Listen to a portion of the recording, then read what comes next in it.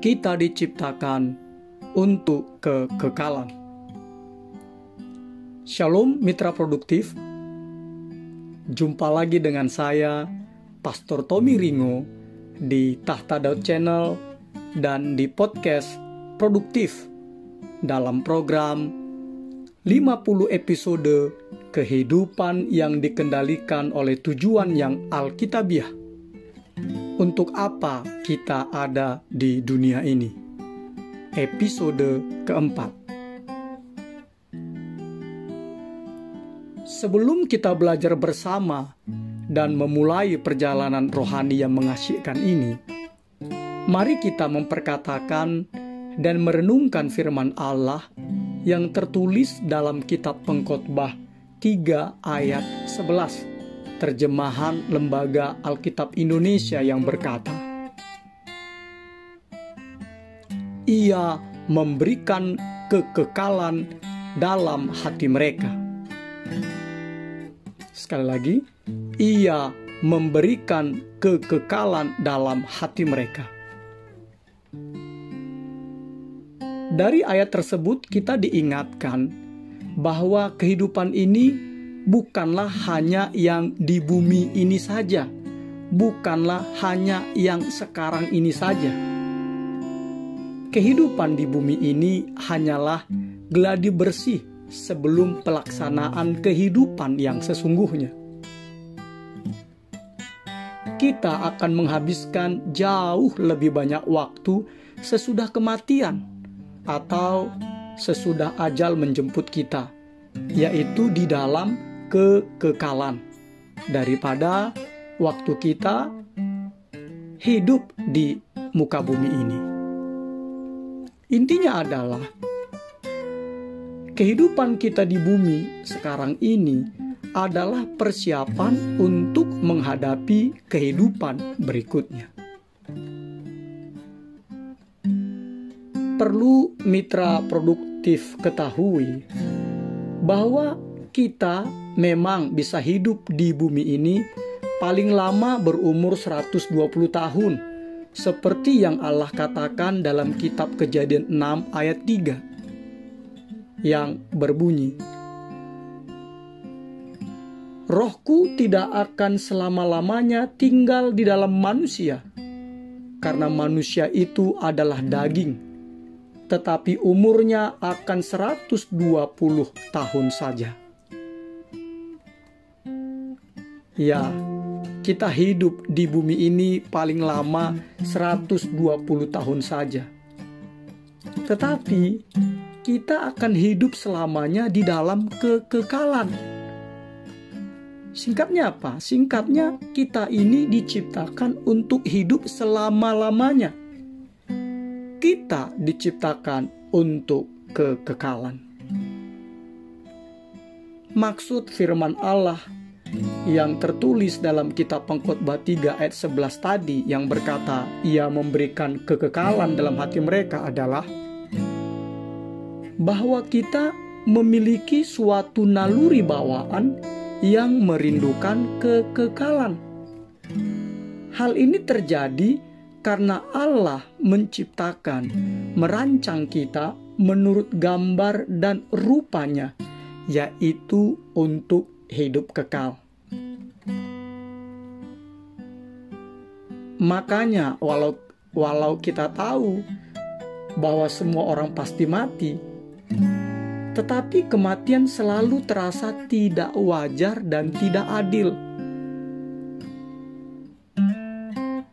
Alasan mengapa kita merasa seharusnya kita hidup selamanya adalah karena Allah melengkapi otak kita, karena Allah telah menanamkan di hati kita dengan keinginan tersebut. Sadarlah mitra produktif, suatu hari nanti jantung kita akan berhenti berdetak. Ini merupakan akhir dari tubuh dan waktu kita di bumi ini. Tetapi bukan akhir dari diri kita. Tubuh daging atau tubuh jasmani kita ini hanyalah kemah tempat kediaman sementara bagi roh kita. Tertulis di 2 Korintus 5 ayat 1. Kematian jasmani ini akan menjadi jam terakhir dari waktu kita di bumi ini, tetapi awal dari kehidupan kekal kita.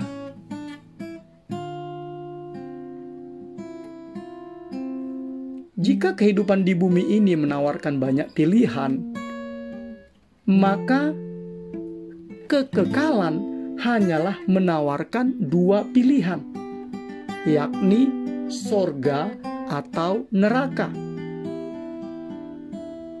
Hubungan kita dengan Allah di bumi ini akan menentukan hubungan kita dengannya di kekekalan. Jika Anda belajar mengasihi dan mempercayai Yesus Kristus sebagai Tuhan, ya, karena memang Ia adalah Tuhan Allah yang menjelma menjadi manusia, maka Anda akan diundang dan masuk untuk menghabiskan waktu kekekalan Anda di sorga bersamanya. Anda akan menghabiskan waktu kekekalan Anda di sorga bersamanya. Namun sebaliknya, jika Anda menolak kasih, pengampunan, dan keselamatan yang daripada Tuhan Yesus Kristus, Anda akan menghabiskan waktu kekekalan Anda di neraka, terpisah dari Allah selamanya, seperti yang Allah katakan dalam Injil Yohanes 3 ayat 16. Karena begitu besar kasih Allah akan dunia ini, sehingga Ia telah mengaruniakan anaknya yang tunggal, supaya setiap orang yang percaya kepadanya tidak binasa, melainkan beroleh hidup yang kekal. Mitra produktif, sebenarnya ada 3 alasan. Ada 3 alasan mengapa orang-orang menolak undangan Yesus Kristus dan menolak untuk hidup bersama Dia di dalam sorganya yang mulia, di dalam kekekalan. Menurut atau berdasarkan Injil Lukas 14 ayat 15-24.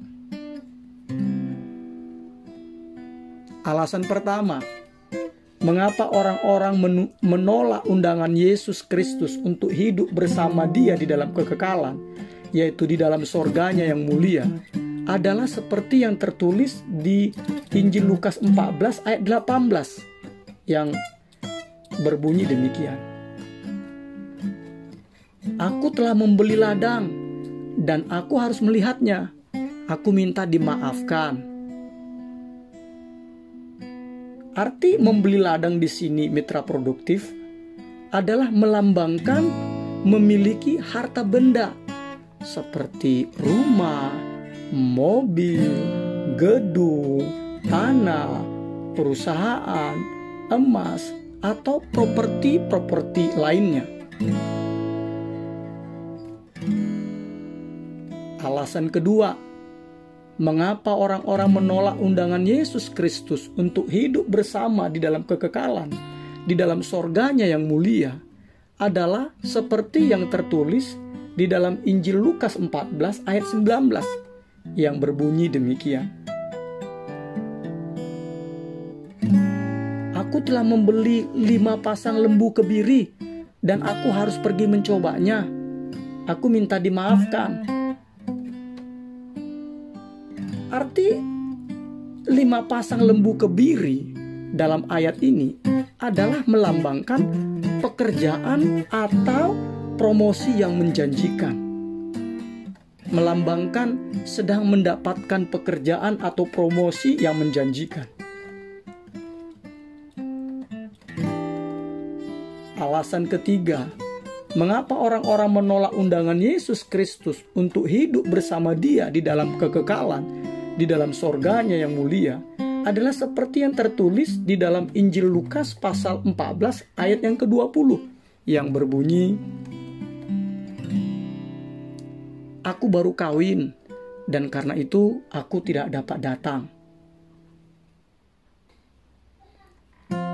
Arti baru kawin di sini adalah melambangkan memiliki hubungan yang baik dengan suami atau istri atau dengan anak atau dengan keluarga, atau dengan famili, atau dengan teman-teman.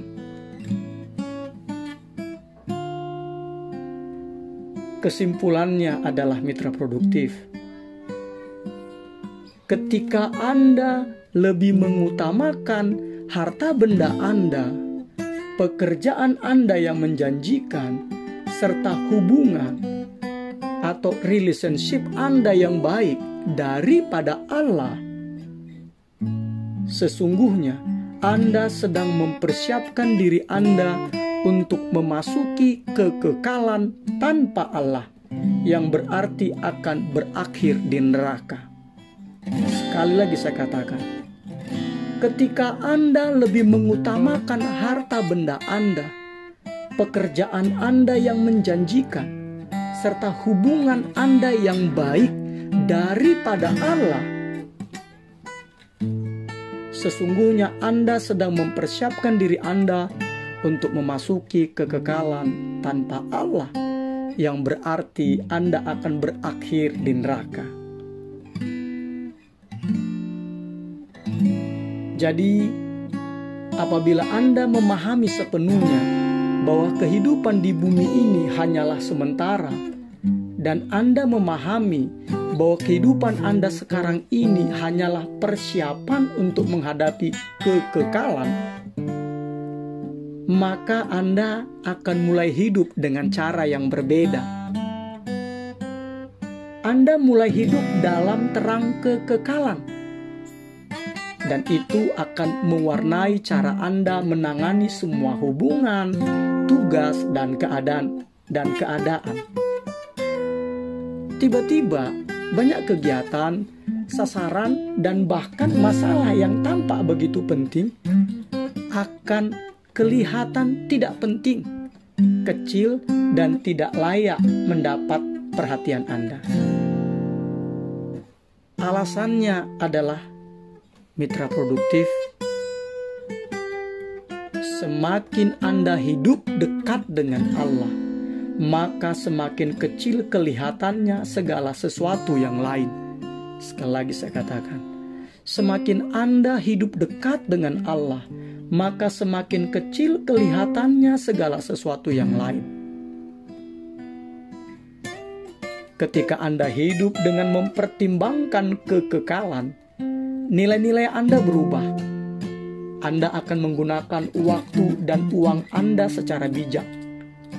Anda akan lebih menghargai hubungan dan karakter jauh lebih tinggi daripada kepopuleran atau kekayaan atau prestasi atau bahkan kesenangan.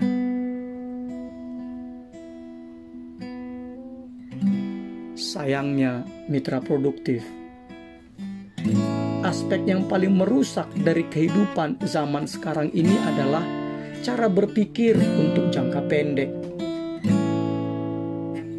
Mereka hanya melakukan apa yang mereka sukai atau apa yang mereka senangi, bukan apa yang perlu. Sekali lagi saya katakan, mereka hanya melakukan apa yang mereka sukai atau apa yang mereka senangi, bukan apa yang perlu. Seharusnya Anda perlu memanfaatkan kehidupan Anda di bumi ini sebaik mungkin. Anda harus memelihara visi kekekalan terus-menerus di dalam benak Anda, dan nilai kekekalan itu di dalam hati Anda. Ingat, kematian bukanlah akhir hidup Anda, tetapi merupakan perpindahan Anda menuju kekekalan. Sekali lagi saya katakan, kematian bukanlah akhir hidup Anda, tetapi merupakan perpindahan Anda menuju kekekalan.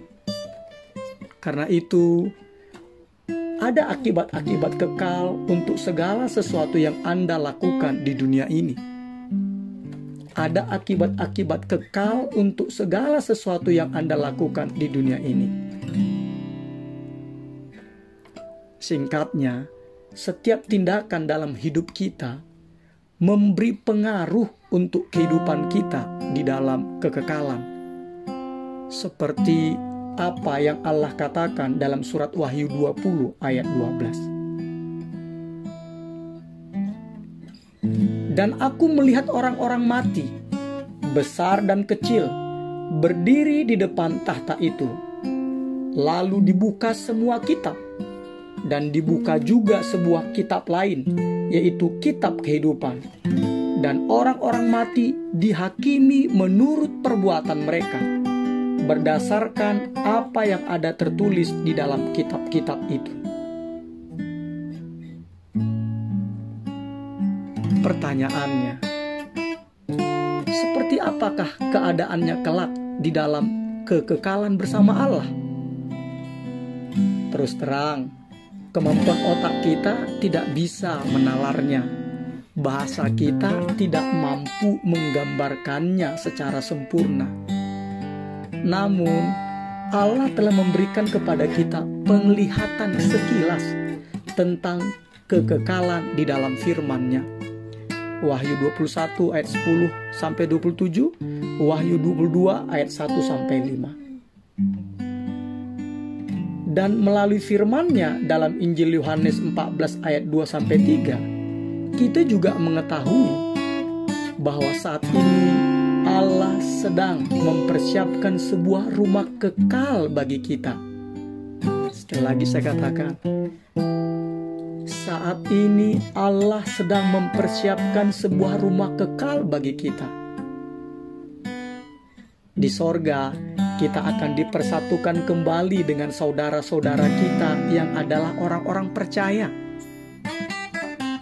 Kita dibebaskan dari segala penderitaan dan kesusahan, diberi upah atas kesetiaan kita di bumi, dan ditugaskan kembali untuk melakukan pekerjaan yang akan senang kita lakukan. Kita bukan akan berbaring di awan-awan dengan mahkota sambil memainkan alat musik, bukan. Alkitab berkata, kita akan memerintah bersamanya dan menerima kerajaan yang telah disediakan bagi kita. Matius 25 ayat 31 sampai 34 berbunyi demikian. Apabila Anak Manusia datang dalam kemuliaannya dan semua malaikat bersama-sama dengan Dia, maka Ia akan bersemayam di atas tahta kemuliaannya. Lalu semua bangsa akan dikumpulkan di hadapannya, dan Ia akan memisahkan mereka seorang daripada seorang, sama seperti gembala memisahkan domba dari kambing. Dan Ia akan menempatkan domba-domba di sebelah kanannya dan kambing-kambing di sebelah kirinya. Dan raja itu akan berkata kepada mereka yang di sebelah kanannya, "Mari, hai kamu yang diberkati oleh Bapa-Ku, terimalah kerajaan yang telah disediakan bagimu sejak dunia dijadikan." Anda juga dapat membaca di dalam surat Wahyu 5 ayat 10, Wahyu 20 ayat 6. Kesimpulannya, mitra produktif adalah, jika dibandingkan dengan kekekalan, waktu kita di bumi ini hanyalah sekejap mata, tetapi akibatnya akan kekal.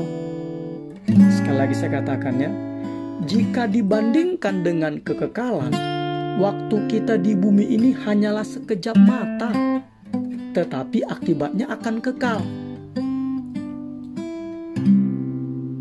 Perbuatan-perbuatan dalam kehidupan ini menentukan nasib dalam kehidupan berikutnya. Adalah bijak untuk hidup setiap hari seolah-olah hari ini adalah hari terakhir kehidupan Anda. Sekali Sekali lagi saya katakan mitra produktif, adalah bijak untuk hidup setiap hari seolah-olah hari ini adalah hari terakhir kehidupan Anda.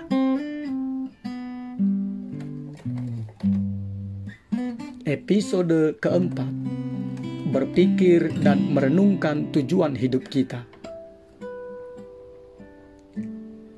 Nilai-nilai atau prinsip-prinsip yang harus kita pikirkan dan renungkan. Kita hidup di bumi sekarang ini adalah persiapan untuk menghadapi kehidupan berikutnya. Dan setiap tindakan kita di bumi ini akan menentukan kehidupan kita di dalam kekekalan. Sekali lagi, saya akan bacakan.